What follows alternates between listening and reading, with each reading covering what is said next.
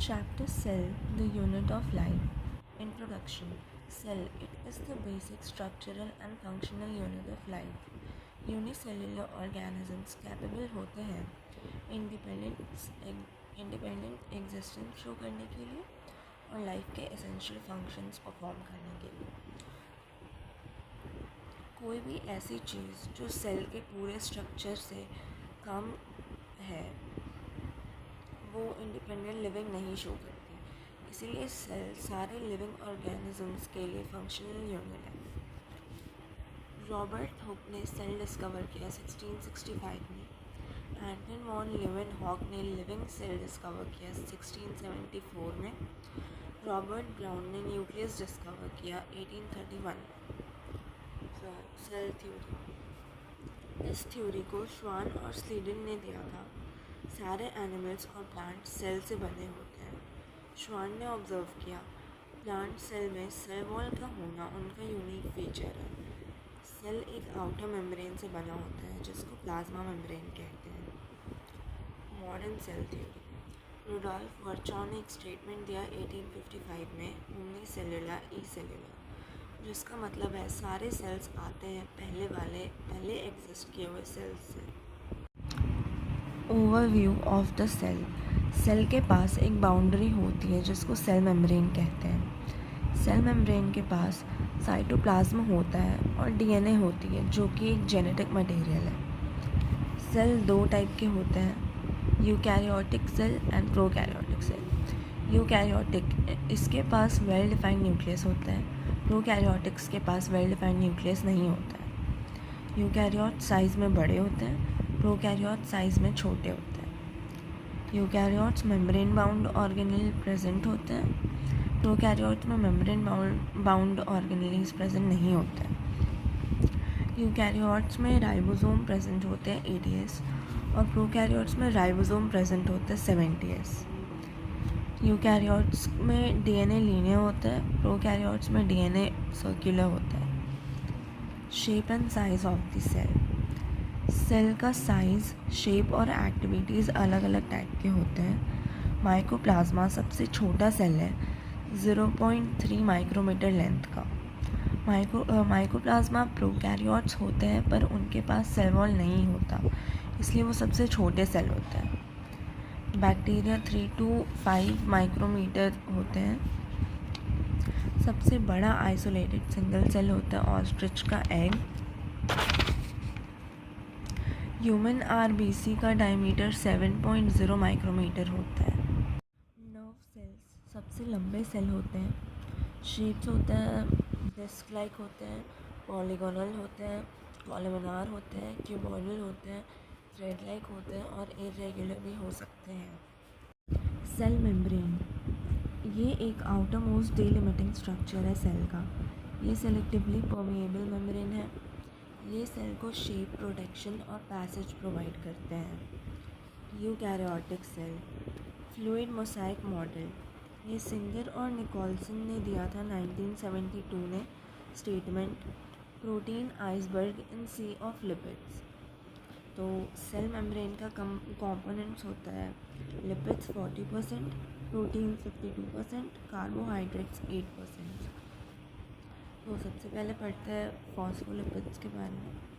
ये 3 कंपोनेंट से बने होते हैं, phosphate, glycerol, fatty acids. Fatty acid saturated भी हो सकते हैं, अनसैचुरेटेड भी। ये सेल मेम्ब्रेन को फ्लूइडिटी प्रोवाइड करते हैं। ये बने होते हैं एक हाइड्रोफिलिक हेड ग्रुप से और 2 हाइड्रोफोबिक फैटी एसिड टेल से। ये बाइलेयर फॉर्म में अरेंज्ड होते हैं।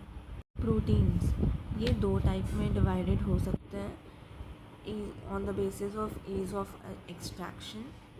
सो इंटीग्रल या इंट्रिंसिक, ये प्रोटीन्स ईजिली नहीं निकाले जा सकते हैं और अगर निकाले गए तो सेल मेम्ब्रेन को रप्चर कर सकते हैं। ये भी 2 टाइप के होते हैं, पार्शियली बरीड और फुल्ली बरीड। फुल्ली बरीड ये टनल या चैनल की तरह एक्ट करते हैं। सेकेंड टाइप होता है पेरिफेरल और एक्सट्रिंसिक। ये प्रोटीन्स ईजिली निकाले जा सकते हैं बिना सेल मेम्ब्रेन को ख़राब किए। कार्बोहाइड्रेट्स ओलिगोसेकेराइड्स जो कि शुगर, ग्लाइकोलिपिड्स और ग्लाइकोप्रोटीन्स का जो प्लाज्मा मेम्ब्रेन की सर्फेस पर होती है वो हेल्प करती है सेल से सेल को पहचानने में। सेल मेम्ब्रेन के ट्रांसपोर्ट्स दो टाइप के होते हैं, बल्क ट्रांसपोर्ट और स्पेसिफिक ट्रांसपोर्ट। बल्क ट्रांसपोर्ट भी दो टाइप के होते हैं, एंडोसाइटोसिस और एक्सोसाइटोसिस। एंडोमेम्ब्रेन सिस्टम, सेल ने कुछ ऑर्गेनेली साथ में काम करते हैं कोई कॉमन फंक्शन को परफॉर्म करने के लिए। इन सब ऑर्गेनेलीज के साथ में काम करने को कहते हैं एंडोमेम्ब्रेन सिस्टम। पहला है एंडोप्लाज्मिक रेटिकुलम। ये एक नेटवर्क है मेम्ब्रेन स्ट्रक्चर का जो कि पूरे साइटोप्लाज्म को दो कंपार्टमेंट्स में डिवाइड करती है, ल्यूमिनल और एक्स्ट्रा ल्यूमिनल। ये तीन पार्ट्स में डिवाइडेड होता है, सिस्टर्ने, टिब्यूल्स और वेसिकल्स। सिस्टर्ने ये long flat sac like structure होते हैं, अनब्रांच्ड होते हैं।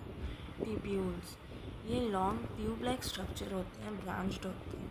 वेसिकल्स ये ओवल सैक लाइक स्ट्रक्चर होते हैं।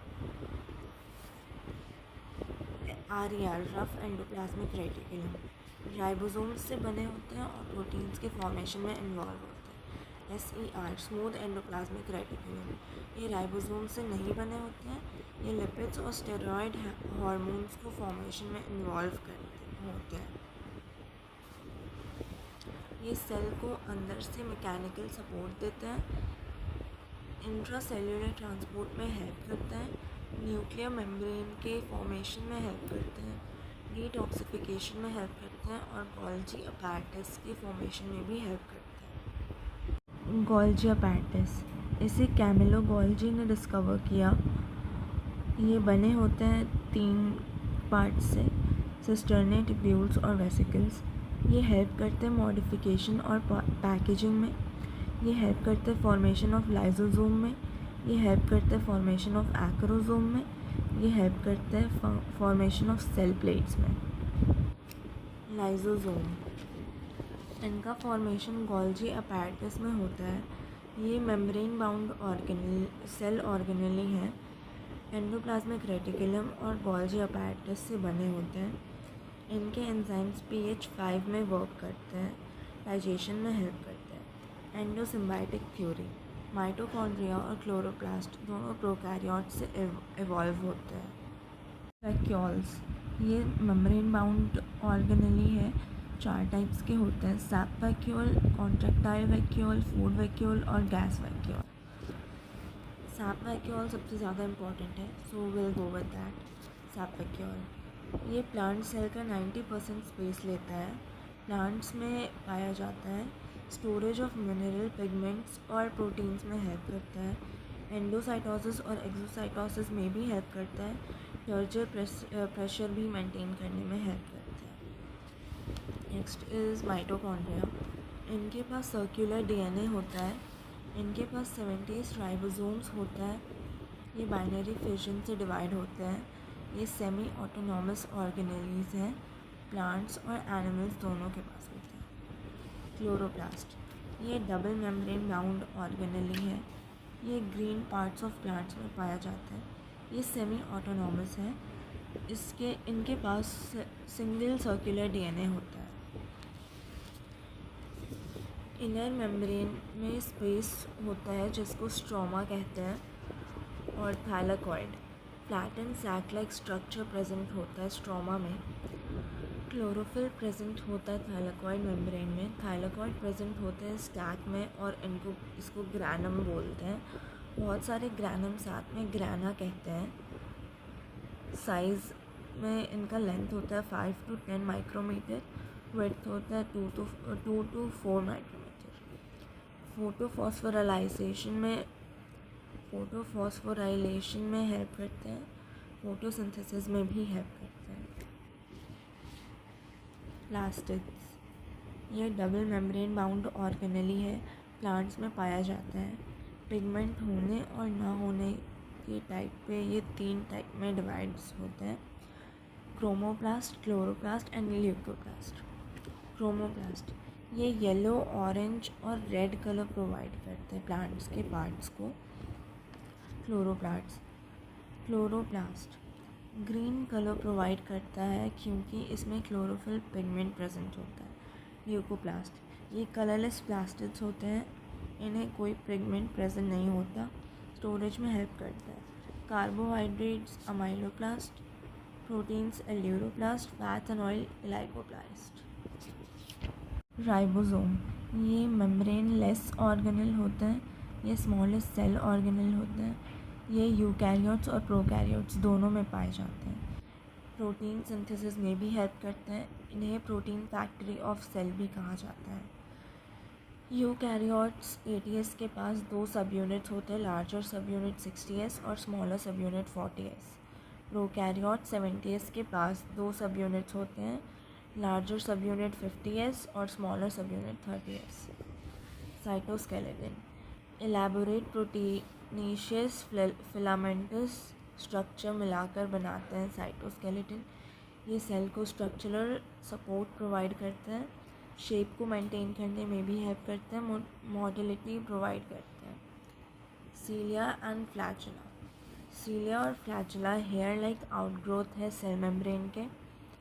सीलिया स्मॉल स्ट्रक्चर है जो ओर्स के जैसा वर्क करते हैं और जो सेल के या सराउंडिंग फ्लूइड के मूवमेंट में हेल्प करते हैं। फ्लैचुला स्ट्रक्चरली लंबे होते हैं और सेल मूवमेंट में हेल्प करते हैं। यूकैरियोट्स में सीलिया और फ्लैचुला दोनों होते हैं और प्रोकैरियोट्स में सिर्फ फ्लैचुला होते हैं।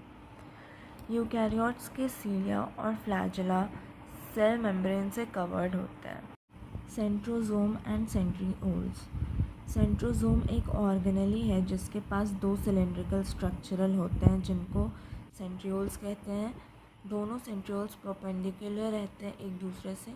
ये बने हैं 9 evenly distributed fibril of tubulin proteins से। न्यूक्लियस, न्यूक्लियस की डिस्कवरी रॉबर्ट ब्राउन ने 1831 में की थी। न्यूक्लियस एक डबल मेम्ब्रेन बाउंड ऑर्गेनेली है। न्यूक्लियस की मेम्ब्रेन के बीच की स्पेस को न्यूक्लियर पोर कहते हैं। न्यूक्लियर मेम्ब्रेन के अंदर क्रोमैटिन होता है। क्रोमोसोम, क्रोमोसोम का नंबर डिपेंड करता है नंबर ऑफ सेंट्रोमेर पे। क्रोमोसोम सिर्फ सेल डिवीजन के टाइम दिखते हैं। क्रोमोसोम मोस्ट कंडेंस्ड फॉर्म होते हैं डीएनए के। डीएनए रेप्लिकेशन के टाइम सिस्टर क्रोमैटिड्स फॉर्म होती हैं। Thank you.